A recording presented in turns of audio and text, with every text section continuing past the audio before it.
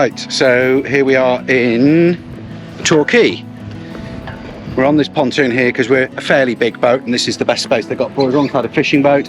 There's a fairground over behind us. There's a fantastic town over behind us here, Torquay. So it'll be nice to spend a couple of days here. We were going to move on to Portland tomorrow, but tomorrow is predicted like 30 knots of wind and the wind is wrong and the tides are wrong. So no, we're having the weekend off, Saturday and Sunday, and we'll go to Portland on Monday. This is our dinghy tender. It's an Avon 310 air deck. The lovely thing about these is that you can deflate them, roll them up and keep them in a lazarette or something. But the disadvantage of them is that when you put a big engine like the 9.9 that we've got on, we've got the 5 horse on at the moment, but when you put the 9.9 on and you want to go in from a long way out, if you're at an anchorage a long way out, we put the 9.9 horsepower on and we can all get in this dinghy. But with the air deck floor, it does tend to flex a little bit. So we've bought a second-hand rib version, which is the Avon 310 Light, which Jack is cleaning just over there. So this, as I say, is the Avon 310 Light rib version. It's got a rigid fiberglass floor, which means that when we open the throttle with the 9.9, it doesn't try to fold itself in half. It's a little bit more stable for us as a family, a little bit of a better car for us. It was second-hand, it was very cheap, and it has got a very slow puncture, unfortunately. I say very slow. It went soft overnight. So what we're going to do today is we're going to give it a good clean, and we're going to find and fix the puncture on it.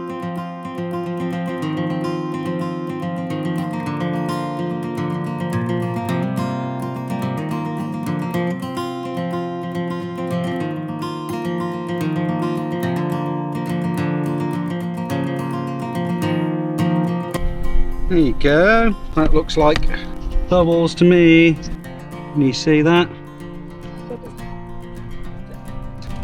So the dinghy is cleaner and we found a little leak. We've got a dinghy patch kit, but we're going to rinse it off first. We've got one of these battery powered jet washers. So we're just using seawater.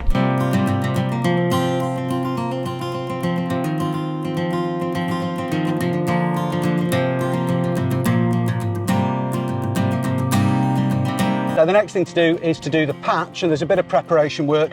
We're using this polymarine 2-part glue, which has got the adhesive and the curative, and we'll use a little syringe to mix that. And then the patch material I've got here. So I'm just going to cut a patch. And cut that out nice and round. I've cut 2 pieces of plywood that I can clamp. And that, you see, should provide adequate clampage.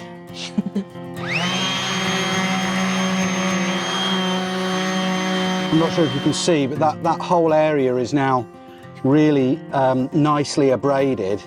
Obviously, you don't go crazy with that. You don't want to sand all the way through the material. That's 5 millilitres. And it's a 25-to-1 ratio. So 0.2 millilitres of the hardener. We'll stick that in there, give it a good stir. Obviously, doing this indoors, you'd want to wear, you know, you'd want a mask or something, but outdoors it's completely fine. Can you paint that all over the patch? Back of this patch? Yeah, on the back of there you go. Okay. Right. Whack it on. Don't be stingy with it. Right. Yeah, it's gracious stuff. Yeah. And we've got to get it all over the other part as well. Yeah, that's it. More down here, I think. Yeah. Right, so that's good. We've got the patch done, we've got that bit done. We leave that now for a full half an hour. Half an hour later, we've got to do the same again. But for 5 minutes. But for 5 minutes this time. 5 millilitres and 0.2 mil. So now we have to leave it for 5 minutes till it's tacky. Yeah, so paint that on there. This is not very neat, actually. Surely we can cover it, like... Clean the excess off afterwards. Yeah. Is it tacky? So the next stage is to put this on here. And that's the... Yeah, that's the thing. The wound. There's the wound. And then we're going to get our 2 pieces of wood either side. Grab that, Jack. Yeah. Oh, there you go. Thank you. And clamp this as tight as we can and leave it for as long as we can. All we can do now is leave this alone for the next several hours, and certainly don't put any air in it until tomorrow. Hi everybody, it's Andy from the future here. The episodes are a few weeks behind, as I'm sure you realise, so I just wanted to interrupt the episode just to let you in on a quick little thing. It's Jack's birthday in a couple of weeks, and it's a big one. He's going to be 13, so he's becoming a teenager, so we want to do something really, really special for him. What we would love is if as many of you as possible could make a very short little YouTube clip saying happy birthday to Jack, and then send us the link for your little YouTube video to the address on the screen at the bottom. If you haven't got a YouTube account, you can just send us a clip through Facebook Messenger or through email or what have you. Just email the video directly across. Sometimes the emails are too big to send, is the only thing. But if you put it on YouTube and just send us a link to it, what I want to do then is make a big compilation of people from all over the world saying happy birthday to Jack, which I just think would be really sweet and a really nice thing and for him to have for his 13th birthday. And the other thing I was going to say was, loads of people have asked, can we get Jack or Ollie anything for their birthday? And the answer generally is, as lovely as that is, no, not really, because we live on this boat here, as you know, and there just isn't any room aboard for us to keep loads of stuff. So what we're doing for Jack this birthday, this November, is we're buying him a place on a sailing course. Now, it's a 5-day intensive course for kids his age, so he'll get to meet loads of other kids. He'll get level 1 and level 2 qualification in dinghy sailing, which means that he can join the Saturday club and he can go sailing all the way through the winter with his mates down here, and he can borrow the boats and take them out, and I can shadow him in the dinghy, and so he'll just be able to go out whenever he wants dinghy sailing. Fantastic experience for him socially as well, and as I say, that's several £100, so we're putting him on that course. And if anybody wanted to give Jack anything for his 13th birthday, a contribution towards that would be absolutely wonderful. No obligation whatsoever. I'm only putting it on there because we've had so many people say, when's Jack's birthday, can I get him anything? So if you want to contribute to that, the link's on the screen for the PayPal donation. Just put it as a family and friends gift or what have you. And if you want to send us the video, the links are on the screen and then in the description for that as well. Thanks very much, guys. I love you all. Bye. One of the things that I really love about living on a boat is the boat community. We've met some wonderful people as we've sailed down here, and it's just been really nice, the sort of community spirit in all the different marinas that we've gone into and at anchor, and sort of just meeting lots of people has been lovely. And what's been really nice today is that my friendly fisherman neighbour has given us this big crab. I'm a crab cooking newbie, so I've been on Google and asked lots of advice on how to cook this thing. So hopefully we're having crab for dinner. I have been told the best way to cook it is to steam it, but my pans are not big enough. My steamer pan is not big enough for him. So I've had to get out the big pan to boil. So I'm going to boil him, and I think we're going to have him with some garlic butter. He's blushing. It's a rainy grey day here in Torquay, but we still need to get out. So Ollie is all kitted up to walk down the pontoon, and we're trying to get him to love his life jacket, but he's not loving it. But we thought coming out and splashing in puddles might make it all worth putting it on. Oh, we're getting a big puddle over here.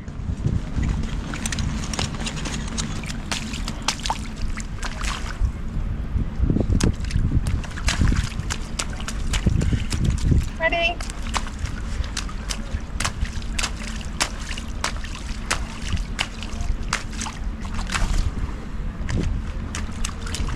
Our boat leaks. We've managed to trace most of the leaks, but I opened this cupboard in the forepeak the other day and it was full of water. Now, when I put stuff in there, I knew there was a drip in there, so I put everything in plastic containers and we kind of forgot about it. And there's a lot more water, obviously, since we've been sailing and sort of going through heavy weather and stuff like that. It's obviously driven the water in. So today I need to find the leaks before it becomes more of a problem.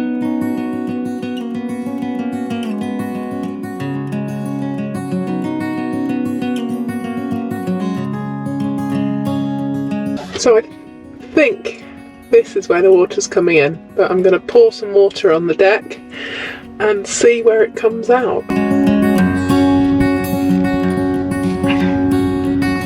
I'm out here on the foredeck just trying to work out which screws are actually which bolts are actually going into that locker. So I've got Jack on the inside. Is anything moving, Jack? I think we found the culprits. These two here. The nuts had actually fallen off the underneath them. They're not nylock nuts. They're just normal non-locking nuts.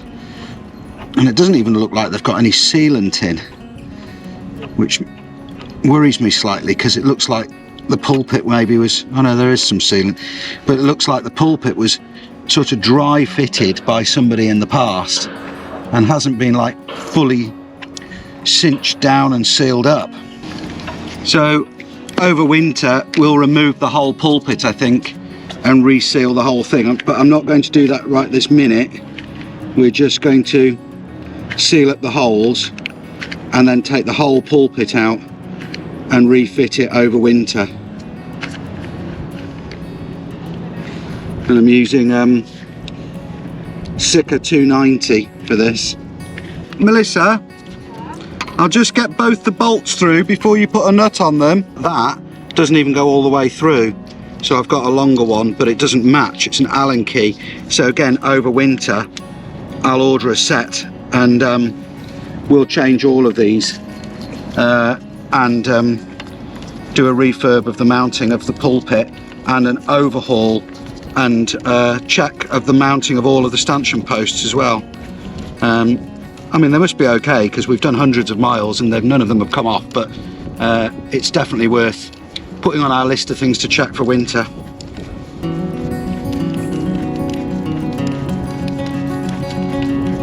So we've reseated and Sikaflexed the pulpit rail, and hopefully we're going to let it cure. I'll pour some water in it and hopefully it's worked and we'll no longer have a leaking cupboard. But now we have a new tube of Sikaflex opened and it doesn't last very long once it's open. So I'm actually going to go down the deck and look for any bits of Sika that are coming up.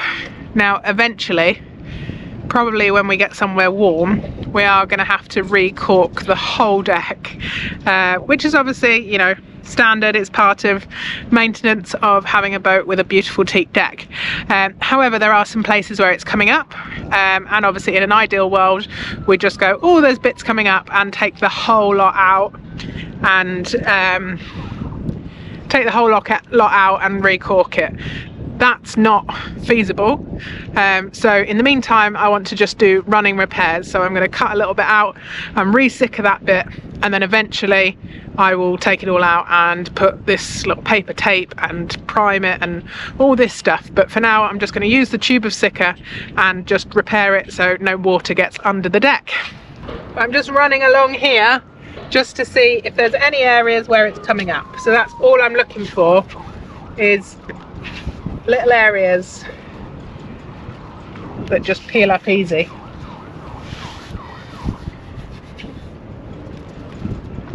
It's getting a bit cold and windy out here.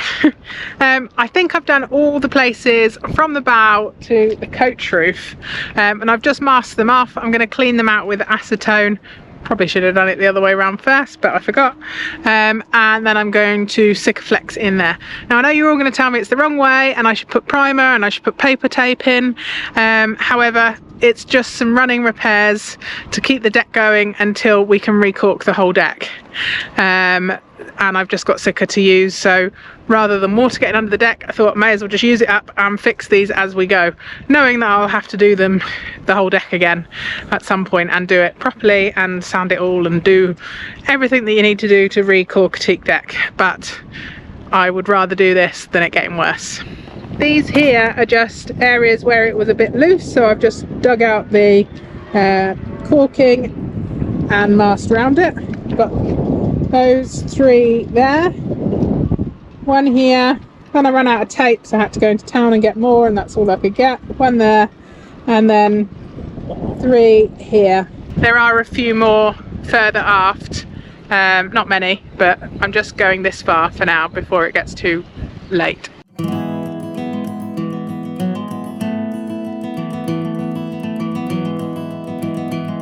So typically, as I started doing the Sika Flex, the battery died. Anyway, I've done these 3. And I've got another 1, 2, 3, 4, 5, 6 to go.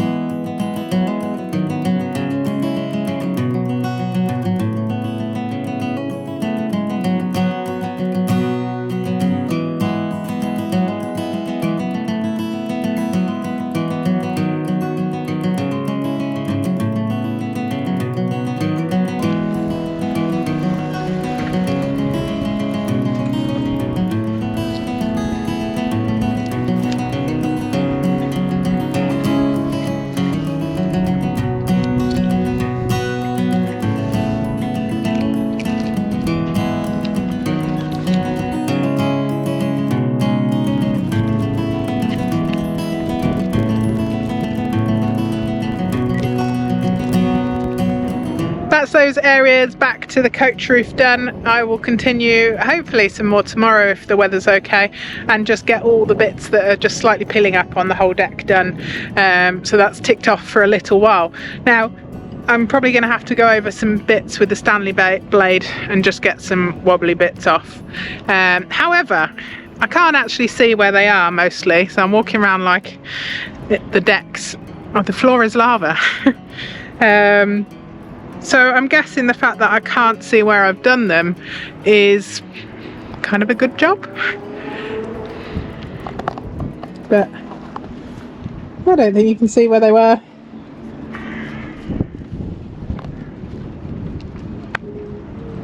One there, one there, one there. I can see a wobbly bit there. One over there. But I'm mostly happy that it's preventing water getting under the deck, if nothing else. As I said lots of times before, it's something that we are going to tackle in the future, and I'm actually really looking forward to doing it, and I'm going to do loads of research. And I know it's going to be a huge job, and halfway through I'm going to hate doing it, but I think it's just going to be amazing once I've redone all the corking on the teak decks. Future job, hopefully in a warmer country. One more quick little cutaway for you. When we were back in North Wales, staying in Diganwy, we became good mates with Eamon, who is the birthing master there. Well, his YouTube channel is starting to do pretty well. It's still a very new channel, so it'll be great to see how his skills as a video maker and YouTuber evolve over time, but he's certainly doing some really interesting sailing. So we wanted to just give that a little push for him and encourage you all to go over there and watch his videos, and of course subscribe to his channel. And while I'm on the subject, if you're not subscribed to us, please don't forget to do that before you leave. Look at where I am. You might not recognise this, but over there behind these shipping containers is where we first found Ocean Melody. It's so weird to be back here, and you're going to be asking, why are you back there? Well, the reason I'm back here is because our friends Mike and Jane, who you've seen on the channel before, Mike is a diver with the Torquay divers, and today I'm helping Mike with some fiberglassing work on this boat here. So I think what we're doing is working on the back end here. They're having a lift put on which is due to arrive, and we're going to be doing some fiberglassing work on this plywood work that's been done very nicely at the back end here. I see. Cool, that's beefy, isn't it? Yeah. 3 layers of 18mm ply. Yeah. Take this off. Mm. So what we've got to do, Mike? So what we've got to basically do is make this structure secure By tabbing it into the corners. tabbing it into the corners here, all the way down here, and down here. Got 3 steps, but we need to decide Yeah. how we're going to tackle those. And then I've got to build up these. Right, the these seats. spaces here, the seats Yes. with hatches. Yes. Cool, it's a big job. Yeah. Yeah. But we're not going to finish all that today. No. We're just doing the tabbing today, I think, aren't we? Yeah, the main thing today is basically I want to get it structured into the actual Yeah. back of the back of the boat. That's it. Get that strong. Yeah. Beef it up. Because once this lift is on here, there'll be a lot of weight on there. Yes. Yeah. Makes sense.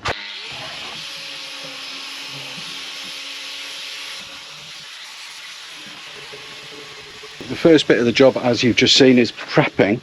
We've just been grinding back the old paint in all the corners, so we've got a good surface to adhere to. The next step that we're going to do is tabbing this in with some thickened epoxy. So it's all in the prep. That's actually been several hours since the last clip, and all I've done is grinding so far.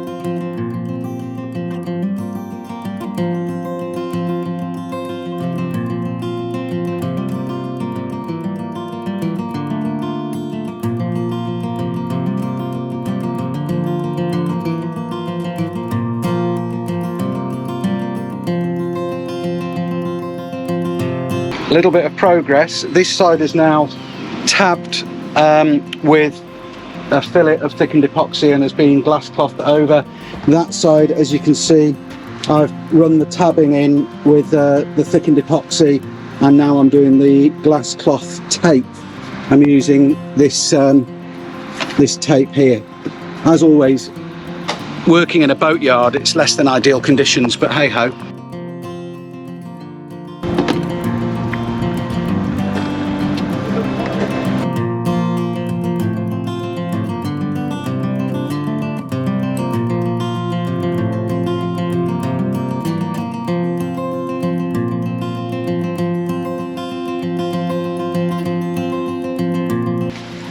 Right, the day is coming to an end here. We've tabbed and glass clothed all the things that we meant to tab and glass cloth today. Can't go any further with that, and I'm not going to say any more of this project, but it's always good to help out, considering the number of people that have helped out on my boat and the amount of help that Mike's given me over the years. But there's a long way to go on this. I'll be interested to see the finished article, but that won't be while I'm here, will it? No, It'll be a long way off.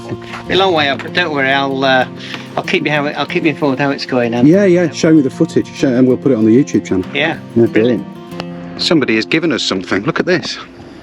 Yes, we have an emergency boarding ladder. Thank you to one of our wonderful patrons sending it to us. Thank you very much. I don't know what I was going to say there, but you have to. Oh, it's got some dark Oh. chocolate in it. Well, that's That's mine. even more of a lovely surprise. Wow. Chocolate orange. Good job we tested it out, otherwise that would have ended up in the sea. Well, no, you have to take it out to install it. Oh, do you? Yeah. I need a spanner. Do you? A tiny.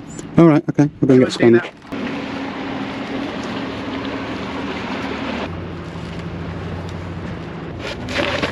Oh, I see.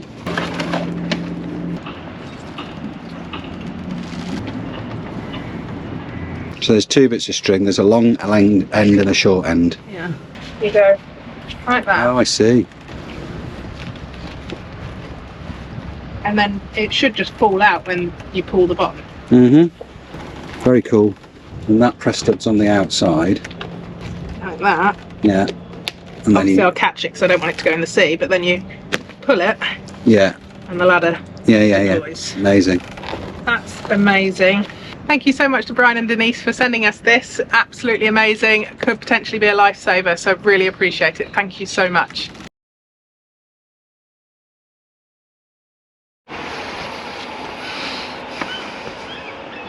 It's a beautiful still morning, and today we are leaving Torquay to head to Portland. Our dinghy's all fixed. Look, the patch has worked, which is great. So the next step of the journey is the infamous Portland Bill. Here we go.